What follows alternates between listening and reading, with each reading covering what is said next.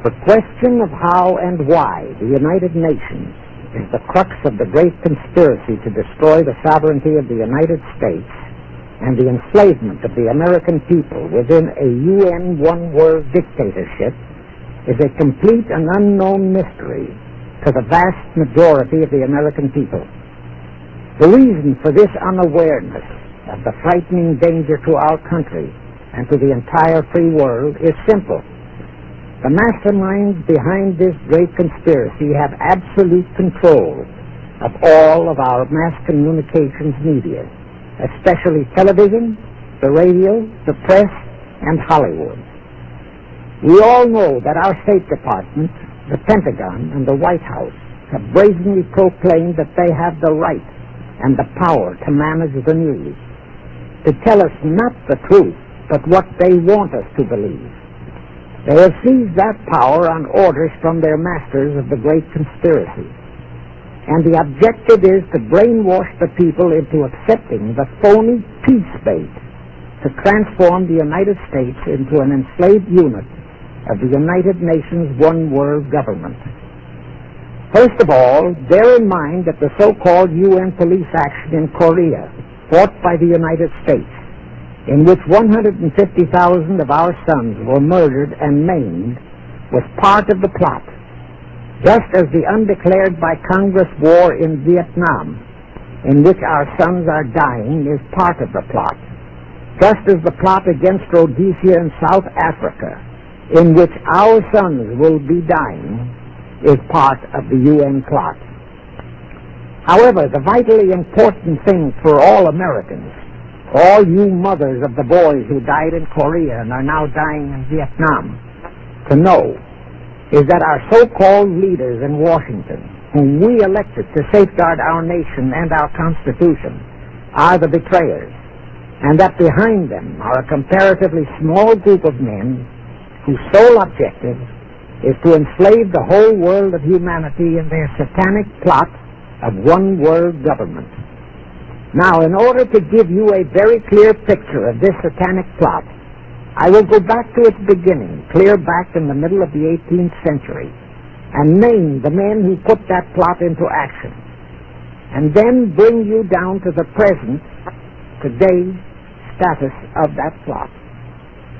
Now, as a matter of further intelligence, a term used by the FBI, let me clarify the meaning of the expression, "He is a liberal." The enemy, meaning the one-word conspirators, have seized upon that word liberal as a cover-up for their activities.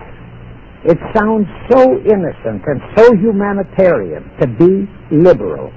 Well, make sure that the person who calls himself a liberal or is described as a liberal is not in truth a red.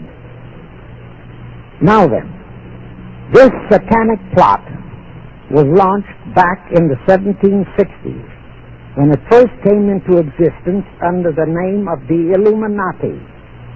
This Illuminati was organized by one Adam Weishaupt, born a Jew, who was converted to Catholicism and became a Catholic priest, and then, at the behest of the then newly organized House of Rothschild, defected and organized the Illuminati.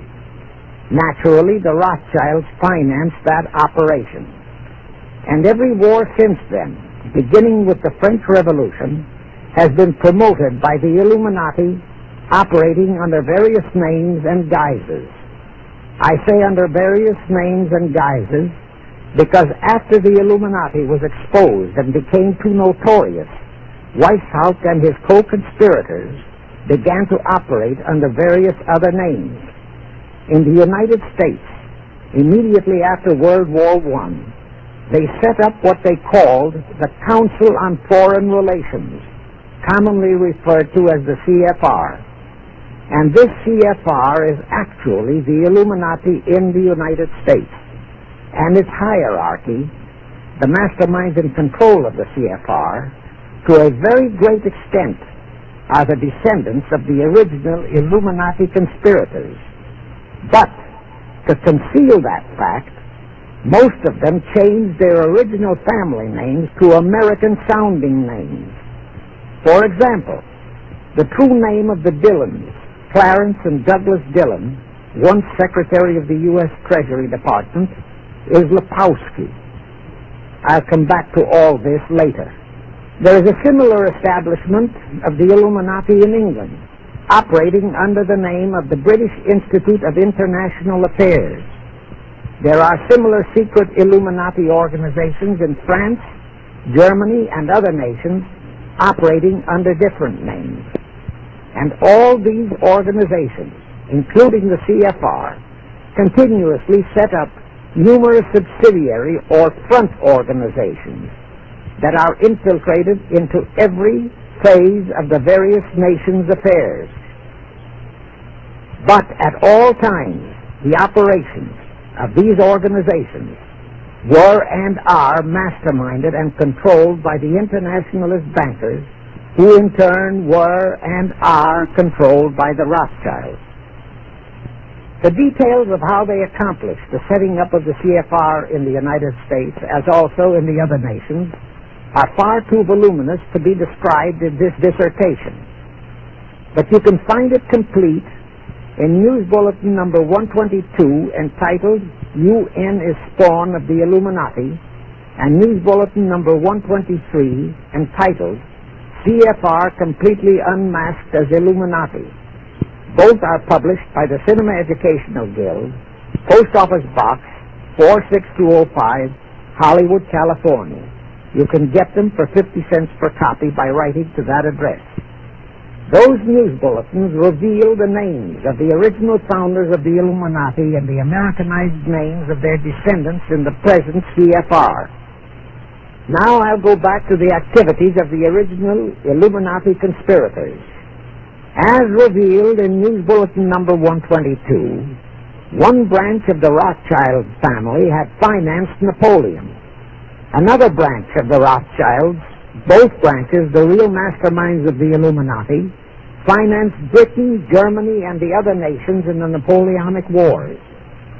Immediately after the Napoleonic Wars, the Illuminati assumed that all the nations were so destitute and so weary of wars that they'd be glad for any solution.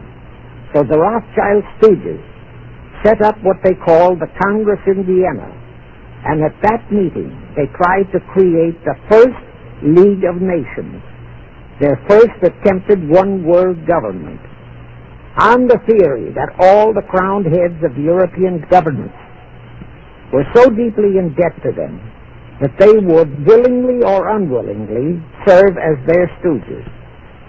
But the Tsar of Russia caught the stench of the plot and completely torpedoed it. The enraged Nathan Rothschild, then the head of that dynasty, vowed that someday he or his descendants would destroy the Tsar and his entire family. And his descendants did accomplish that very threat in 1917.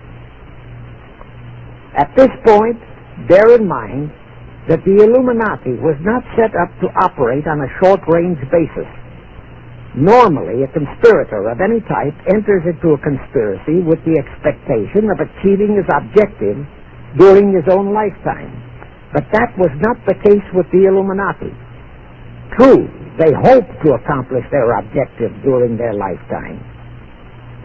But, paraphrasing The Show Must Go On, the Illuminati operates on the very long-range basis. Whether it will take scores of years or even centuries, they have dedicated their descendants to keep the plot boiling until, they hope, the conspiracy is achieved.